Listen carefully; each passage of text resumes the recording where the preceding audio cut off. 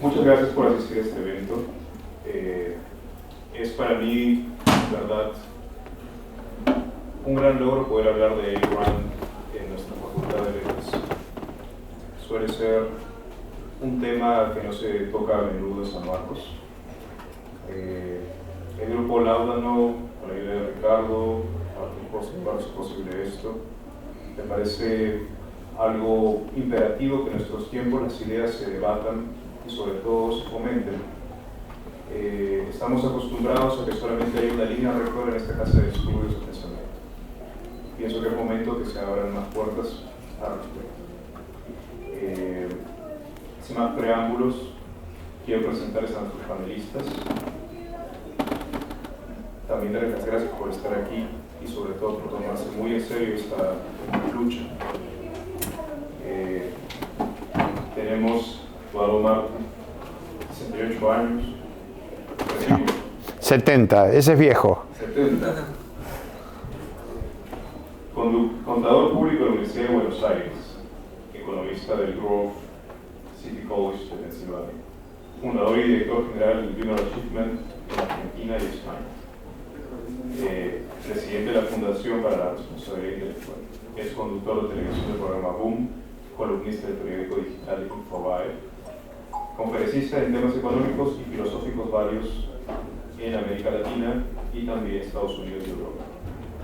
Tenemos a Martin Voss, de Alemania. Tiene un grado en objetivismo de la Universidad de Praga, un máster en literatura inglesa y filología clásica de la Universidad de Kiev y un máster en filosofía, política y economía por Sebrov Institute de Praga. Ha trabajado también como tesista para su tesis doctoral de Rand y ha sido uno de los estudiantes más destacados en su clase de estudio, justo con sus conversaciones en Atlantis. Finalmente tenemos a Ricardo Ibáñez, emprendedor, intelectual y presidente de Carlos Sainz en su empresa, estudiante de filosofía, estudió filosofía también y suscribió el subjetivismo con su posgrado en la Universidad de Navarra, filosofía y ciencia y religión. Obtuvo una beca del Instituto Ayn Rand de los Estados Unidos, donde estudió filosofía y objetivismo durante un año en programas intelectuales. Dicho esto, yo quería también subrayar por qué el evento se llama como se llama, lo real y lo concreto, el ser ante Ayn Rand. El ser o lo que existe se manifiesta de diferentes formas, ya lo diría Aristóteles en la metafísica, pero sobre todo hay una clara perspectiva de la realidad. Los epifenómenos que se pueden considerar económicos tienen consecuencias morales todavía más importantes, que si solo se toman como epifenómenos económicos, perdemos de vista justamente la raíz del problema, que es una raíz moral. En esta casa de estudios hemos estado habituados a escuchar solamente una parte de la historia y a seguir una tendencia muy enraizada, sea por tradición, sea por la cultura. Sea como sea, la libertad se camina mediante la lucha y yo estoy convencido que las ideas se discuten y no se imponen. Por eso les doy las gracias por estar aquí, por su tiempo, por sus ideas y sobre todo por querer compartirlo con los chicos de esta casa de estudios. La esperanza toma muchas formas en estos tiempos y estoy convencido de que algo todos nos llevamos de los debates y de nuestras propias encrucijadas. Sin más preámbulos, sin más palabras, por favor, nuestro ponente Eduardo. ¿Está bien ahí? ¿No pasa esto? ¿Puede... No, pero me voy a parar para patotear a los alumnos. ¿Le voy a robar el micrófono? Ah, no, pero no, suelto. Si hablo directamente de acá, ¿me escuchan bien? ¿Somos pocos o no? Sí. Entonces, muy amable. Yo quiero agradecer a esta casa de estudios que nos reciba, a Ricardo Ibáñez por los esfuerzos de organización, al profesor también por abrirnos las puertas de su universidad y a ustedes chicos en época de exámenes por venir a discutir filosofía un rato con todos nosotros. Les doy la espalda, Mr. Hoss, sorry, pero tengo que mirarlos y pelearlos un poco a todos los que están aquí, así que para darle más fluidez al diálogo me pongo cerca. Ese es el título, está en inglés los títulos, pero vamos a ir traduciendo. Les voy a pasar 50 diapositivas rápido sobre los temas que vamos a discutir. Voy a empezar con una pregunta que tienen que responderla en forma honesta, porque justamente el señor el profe enfatizó la importancia del debate y la discusión de ideas, entonces espera sinceridad de parte de cada uno de ustedes. Sí. Interrumpa. Lo que pasa es que para la grabación sí van a necesitar lo que es un micrófono. O si no, no va a salir en la grabación su audio. Ahorita se lo ¿Sí? Ok, no hay problema. Ya ahí seguimos, muchachos. Voy a empezar con dos preguntas bien difíciles. bien directas. ¿Esto me lo pongo en el bolsillo? En el bolsillo, ¿sí? Sí, lo puede tener con un micrófono pequeño. ¿Esto así? ¿Hablo así mejor? Sí. Primera pregunta. Les voy a preguntar. Una pregunta es de índole económica, la otra es de índole moral. Empezamos por la de índole moral. Vamos a comparar dos sistemas: capitalismo y socialismo. Y tienen que ser sinceros, acá no estamos ganando combates ni haciendo política, sino tratando de comprender un poco cómo pensamos los latinoamericanos, porque creo que estamos todos dentro de la misma batalla cultural. La pregunta es, desde el punto de vista moral, ¿cuál de estos dos sistemas creen ustedes que es el más correcto? Repito, éticamente o moralmente, ¿el capitalismo o el socialismo? Desde el punto de vista moral, levanten un dedo aquellos de ustedes que creen que el socialismo es el sistema más apto desde el punto de vista ético, de lo que es correcto. Sin miedo. Dos, son todos capitalistas acá. Desde el punto de vista económico, ¿cuál creen ustedes que es el sistema más eficiente? ¿El capitalismo o el socialismo? Eficiente en términos de crear riqueza y abundancia. Quienes creen que el socialismo es el sistema más eficiente, levanten la mano. Quienes creen que el capitalismo para crear riqueza es el sistema más eficiente, levanten la mano. Bien, es decir que acá, desde el punto de vista de la eficiencia, pareciera ser que todos concuerdan en que el capitalismo es un sistema más apto para el proceso de creación de riqueza que el socialismo. Pero desde el punto de vista moral, algunos creen que no. Creen que el socialismo tiene una superioridad moral sobre el capitalismo, otros no tanto, pero pareciera que hubiera más dudas. Vamos a analizar algunos hechos. Independientemente de nuestro corazoncito político, vamos a analizar algunos hechos y vamos a hacernos un interrogante. Vamos a plantearnos algunas preguntas para ver qué es lo que está ocurriendo con nuestras ideas en Latinoamérica sobre el capitalismo en general y de dónde provienen esas ideas. Analizamos, yo hago una seña allá arriba y me vas cambiando la diapositiva, ¿puede ser? Miren, ese es el índice de libertad económico publicado por Heritage Foundation y por el Fraser Institute de Canadá, y lo que ven allí es la posición que ocupan los países latinoamericanos, yo estoy resaltando, en el índice de libertad económica. El número 1 es para el país más libre, el número 200 es para el país menos libre, es decir, que menos libertades económicas concede. Ahí lo tienen a Brasil, es el número 122. Avanti. Next. Ahí tienen a Ecuador, 159. Bolivia, 160. Perú anda por el 47, 48, bastante bien, de los mejorcitos latinoamericanos. Chile anda 35, 36. Venezuela, 176. Argentina, 169. Cuba, 177. Es decir, que estamos estamos jugando en primera D. Así dicen ustedes, el campeonato de cuarta división, los latinoamericanos. En términos de libertades económicas andamos bastante mal. Siguiente. ahí tienen un poco el mapita. Ustedes no están tan mal allí, no están rojos como nosotros, o como Bolivia. Brasil está bastante coloradito también. Chile está verde, y por algo ocupa el primer lugar en materia de libertades económicas en Latinoamérica.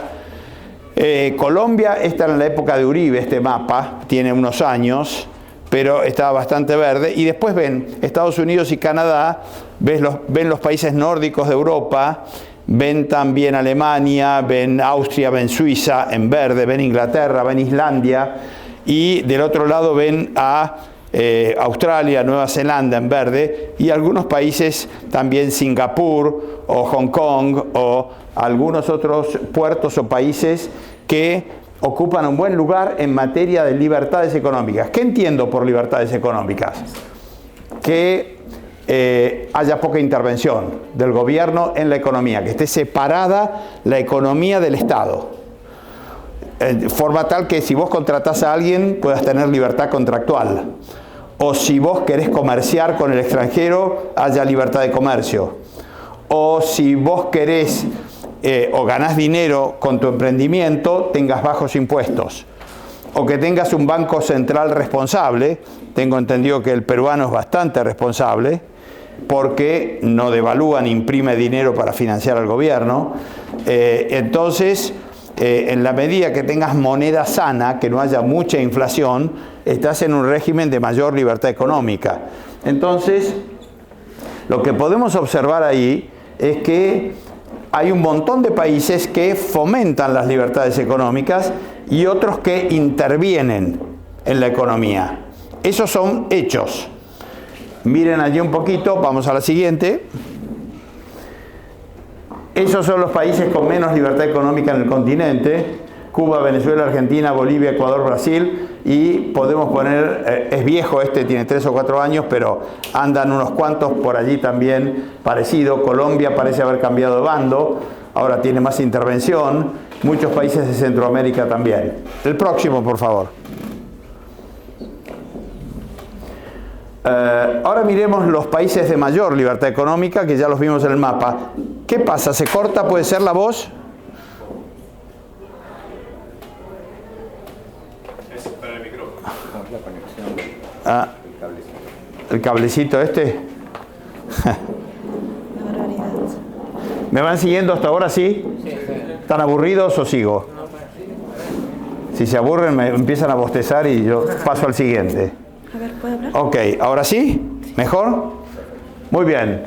Fíjense, Hong Kong, Singapur, New Zealand, Canadá, Chile, Ireland, Irlanda, Estonia, el Reino Unido, los Estados Unidos, Dinamarca, Lituania, Taiwán.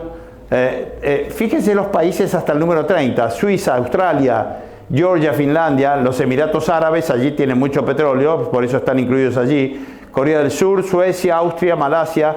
Hay ciertos rasgos comunes de libertad económica en todos ellos. Adelante. Esos son los 25 países más ricos. ¿Más ricos en qué sentido?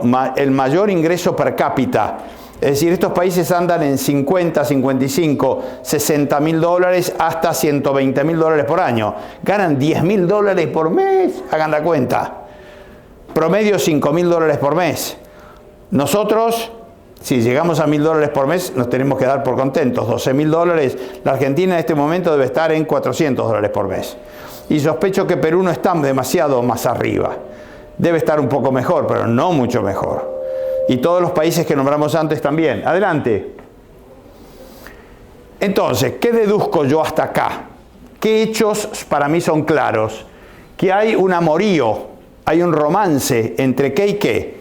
Entre ser ricos, vivir bien y tener libertades económicas. Las evidencias muestran que en todos aquellos países que hay libertad económica, hay riqueza. La gente vive mejor, tiene salarios más altos. Entonces, lo que lógicamente debiéramos hacer, por lo menos en un primer alcance, es analizar y decir, bueno, ¿por qué no seguimos recetas de los países que tienen estas libertades económicas para mejorar la situación de nuestra gente? Nos preocupa nuestra gente, queremos que vivan mejor, queremos que tengan mejores posibilidades. que cada uno en la búsqueda de su felicidad personal tenga más opciones. Entonces, ¿por qué no intentamos abrir esas opciones copiando a aquellos países que ya son ricos? Les preguntamos, ¿cómo hiciste, flaco? ¿Qué receta utilizaste para hacer una torta que te salió tan bien? Próxima.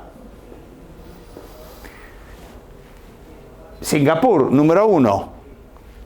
¿Qué recetas se utilizaron allí? La siguiente. Cuba. Trabajé 5 años en Cuba. Esa foto no es truncada, ¿eh? El centro de La Habana está así, ¿eh? 60 años de políticas equivocadas. Parece que hubiera pasado un terremoto. La próxima.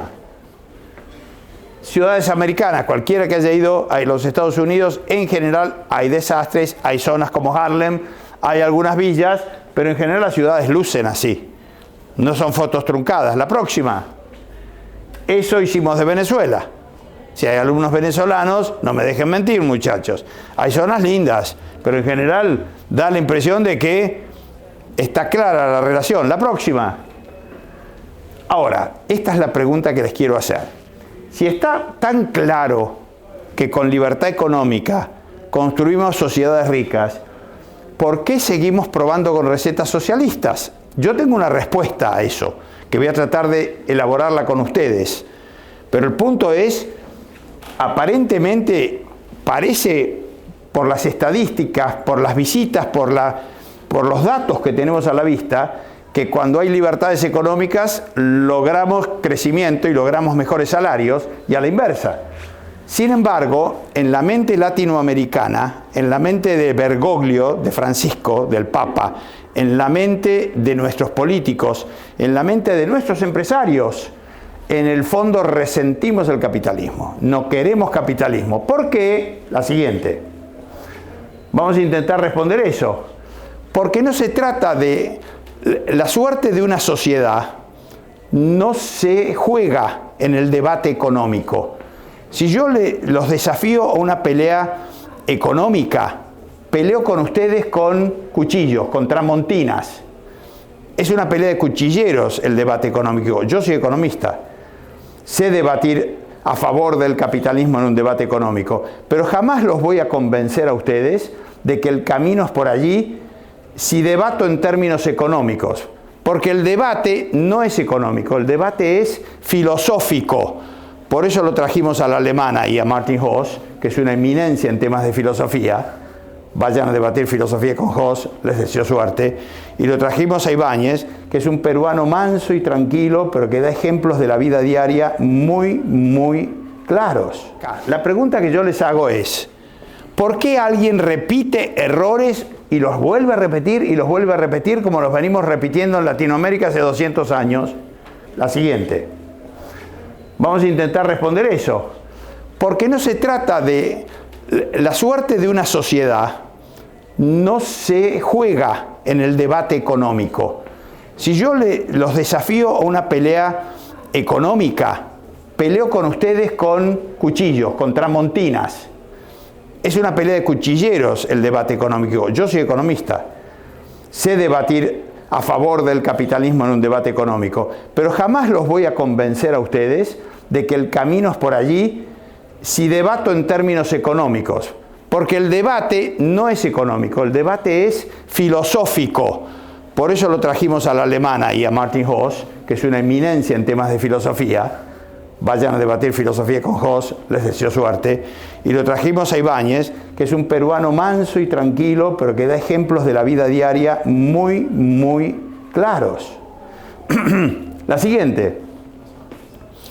La siguiente. No, la anterior. La vuelvo loca, la pobre.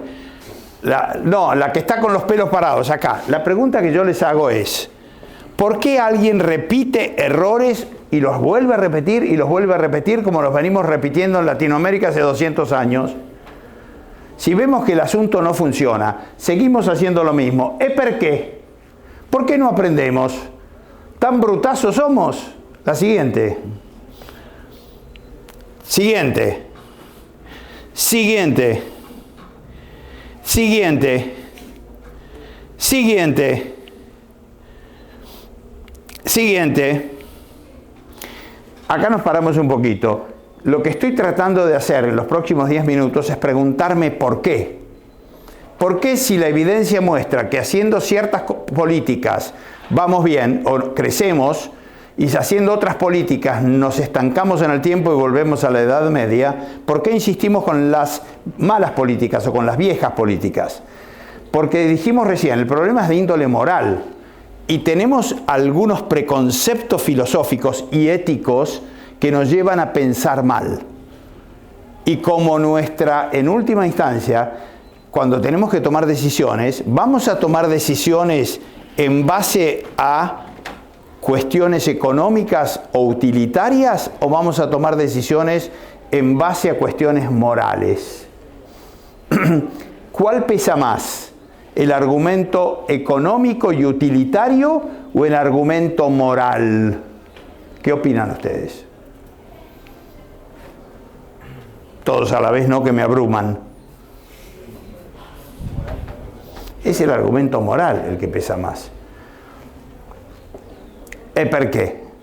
Y porque si consideramos inmoral al capitalismo, por más que nos lleve a la riqueza, no lo vamos a apoyar ni vamos a decidir a favor del capitalismo, porque es un sistema inmoral. Aun cuando sepamos que el socialismo no funciona y que no crea riqueza y que se estanca, vamos a seguir insistiendo con distintas formas de socialismo. Esa es la tesis. Adelante, la próxima. ¿Esto el fin justifica los medios? Es uno de los errores conceptuales éticos. ¿Qué pensaban los mayas o qué pensaban los aztecas? Que cuando la cosecha venía mal o había una inundación, había que hacer un sacrificio por los dioses. Se cayó una montaña por una correntada de agua y lo que fuera, agarraban a los niñitos más desamparados o los que fuere y los llevaban allí, ustedes saben lo que ocurría. Entonces, ¿cuál era la idea? La tribu requiere de sacrificios. Entonces, si tenemos que sacrificar a 2 chiquitos para que las próximas cosechas sean buenas y podamos alimentar a toda la población, está justificado. O Galtieri en la Plaza de Mayo de Buenos Aires hablándole a los argentinos, tenemos que sacrificarnos para recuperar las Malvinas. Y si mueren 20.000 argentinos en el proceso del recupero de las islas patrióticas y podamos levantar nuestra bandera, justificado está. O Napoleón hablándole a sus tropas mientras invadía Austria, por el bienestar de Francia y por la gloria de Francia, allez, a los enfants de la patrie, le jour de gloire est arrivé. Entonces, ¿cuál era el argumento? Sacrifíquense. Pero Napoleón, están los cañones de los austríacos ahí, nos van a hacer pelota. Es por la patria. Te debes a la patria y tenés que sacrificarte. Adelante. Adelante. I would like to confess I discovered that I really like killing. El tipo era un asesino confeso y disfrutaba matando. Mató a 2.000 con su propia pistola. Lo cuenta en sus propios diarios. Pero era por la patria, era por el bienestar, era por el futuro del socialismo. Entonces justifica la acción. Y la mitad de los alumnos universitarios de Latinoamérica usan la remera del Che. Y en Rosario, en la provincia de Santa Fe, tenemos el monumento al Che. Y siempre ha sido el ídolo de multitudes. Sacrificó mucha gente y sacrificó su propia vida por el socialismo. El fin justifica los medios. Adelante. Adelante. Y al mismo tiempo, para que la tribu pueda tener éxito, y hay que sacrificar a algunos integrantes, de ahí se deducen algunas otras cuestiones. No se discute la orden de Maduro. No se discute la orden de Fidel, no se discute la orden de Perón, no se discute a Evo Morales, no se discute a Ortega, se obedece. Así como se obedecen los 10 mandamientos, se obedece al Führer o al Duce, se obedece a cada uno de los sujetos que encarnan la voluntad general de Rousseau, el bien común, la patria por sobre el individuo. Stop asking what the government can do for you. Deje de preguntarse lo que el gobierno puede hacer por usted. Start asking what the government is doing to you, decía Kennedy. Comience a preguntarse lo que el gobierno le está haciendo a usted. What you can do for the government or for your country. Ese era el argumento. Es decir, comienza a preguntarse qué es lo que usted puede hacer por su país. Usted tiene la obligación de sacrificarse por su país. Esa es la tesis y eso es lo que todo latinoamericano tiene en su conciencia. La próxima. Entonces, ¿qué tenemos acá? Tenemos una tradición que nos surge de la nada. Surge de todo un cuerpo filosófico que se arrastra desde Platón en adelante y que retoma Jean-Jacques Rousseau. La Revolución Francesa tuvo la parte buena y la parte mala. Jean-Jacques Rousseau quiere volver a la naturaleza y tiene el ideal de pobreza en su mente. Y Immanuel Kant también reniega de los logros del iluminismo y reniega de los logros de todo el Renacimiento. ¿Y qué propone? Propone el imperativo categórico y reniega de la razón, crítica de la razón pura. No podemos conocer la verdad última. Tenemos que limitarnos al mundo fenomenológico. Y Hegel se aparta aún más y nos dice, deja de pensar, guiémonos por sentimientos. De allí toda la escuela psicológica a partir de Freud en adelante. Y después tenés a Karl Marx con el polilogismo marxista. Vos pensás en función de la clase social a la que pertenecés. O Nietzsche, que por un lado reniega del débil y fortalece al fuerte, parece un defensor del capitalismo, pero por otro lado pregona la fuerza y pregona la imposición del hombre fuerte sobre el débil. Freud, que te dice que somos juguetes de nuestros sentimientos y que si de golpe tenemos pasiones no las podemos controlar. Y después de ahí sale toda la escuela alemana, que de Heidegger o Fichte o otros pensadores alemanes que resaltan la entrega del individuo a la tribu. No es de extrañar que el pueblo más culto y más bueno de Europa y el más sano después votara a Hitler y al Führer. ¿Por qué? Porque estaba imbuido de la idea de que tenemos que sacrificarnos por el bien común. Tenemos que morir, si es necesario, por el bien del todo. La escuela francesa lo sigue, porque ahí tienen a Sartre, a Foucault, Derrida, Lyotard, Marcuse, Sartre, todos ellos siguiendo el postmodernismo francés y alemán, con la idea de que en realidad tenemos que sacrificarnos por la patria. Adelante. Next.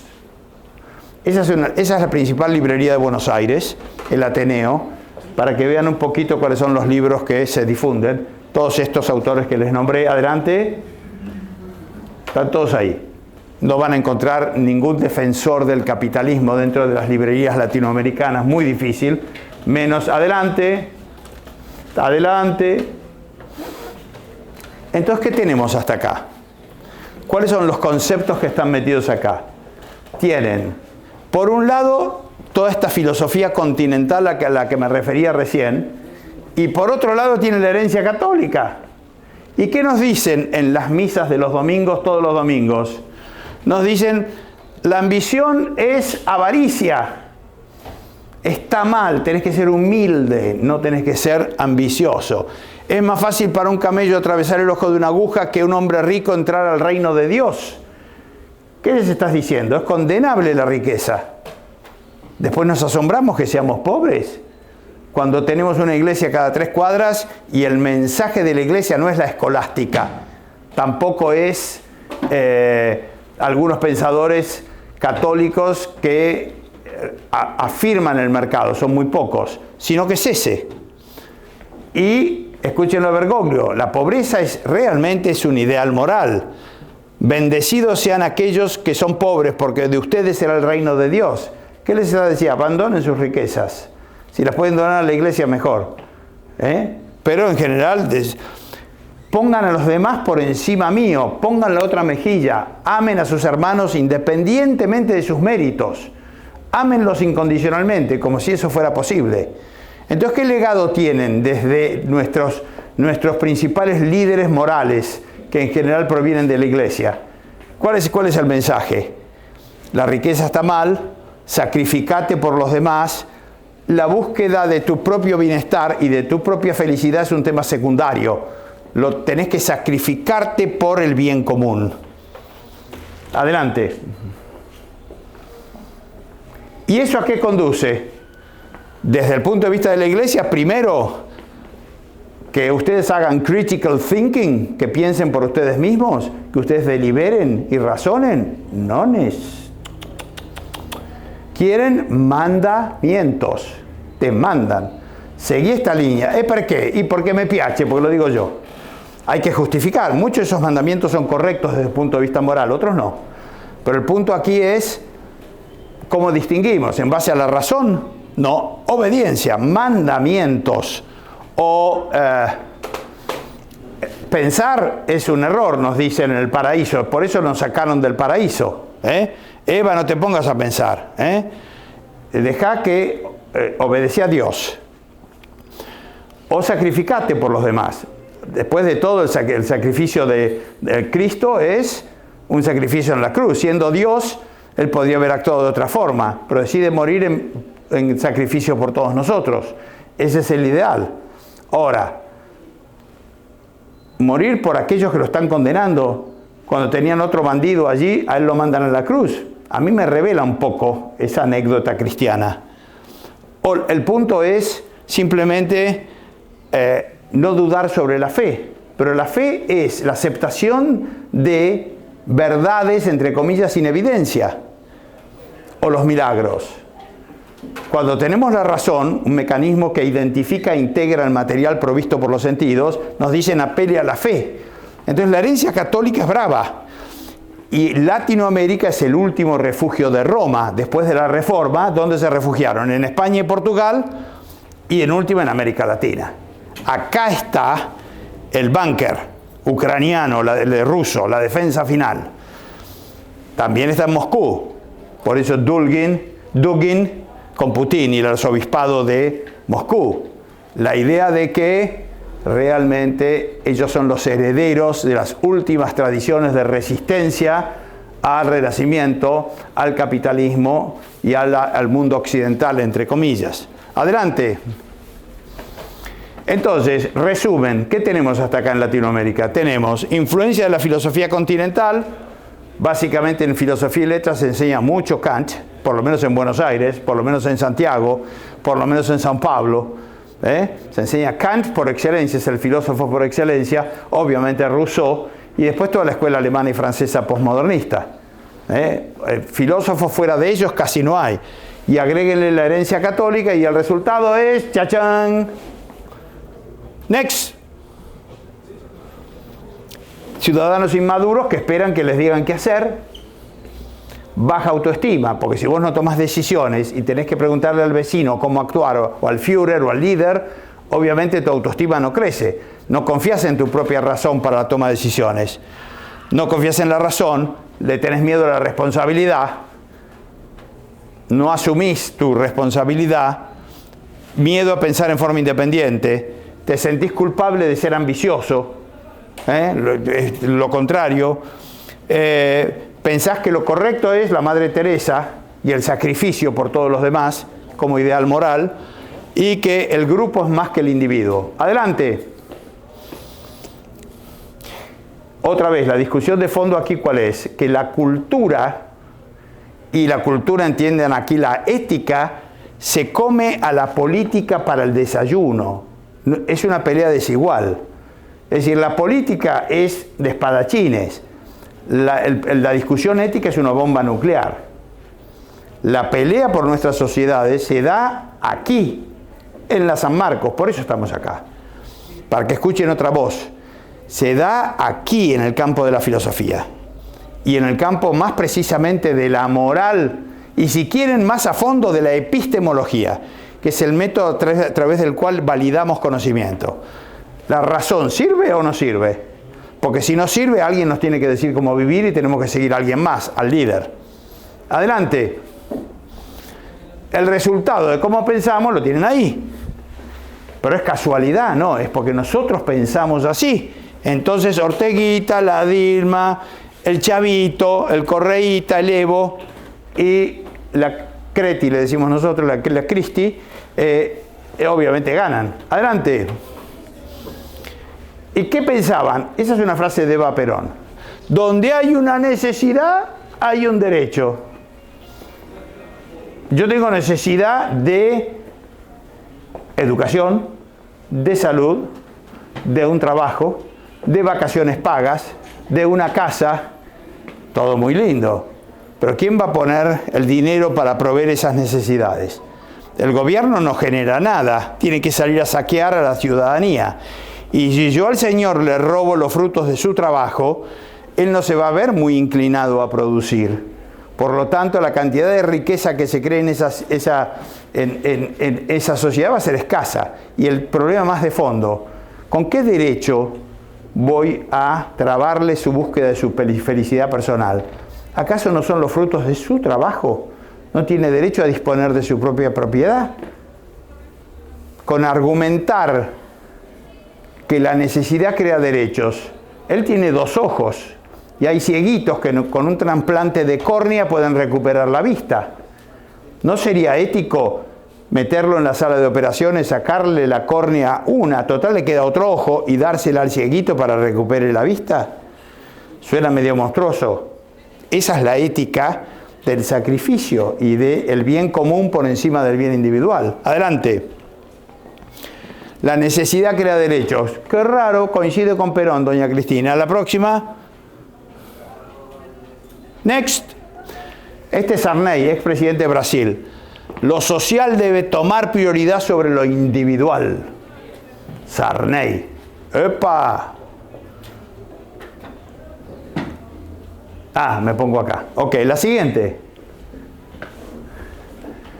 Ningún derecho menos, ni un paso atrás. Solo más y más derechos. Dilma, ¿a costa de quién? ¿Quién paga la cuenta de la fiesta? Adelante. Mientras tanto, los políticos manejan fondos. Eso les da poder. ¿Vieron algún político pobre? La casta nunca es pobre. Repiten las tesis de Marx, de la escuela alemana, de cada uno de acuerdo a su habilidad. Es decir, que todos ponemos en el pozo común y todos retiramos de acuerdo a nuestras necesidades. Ese es el tema de la rebelión de Atlas. Esa es la fábrica de motores, ¿cómo se llamaba, Mr. Hoss? What was the name of the fabric of the... 20th Century Motor Company.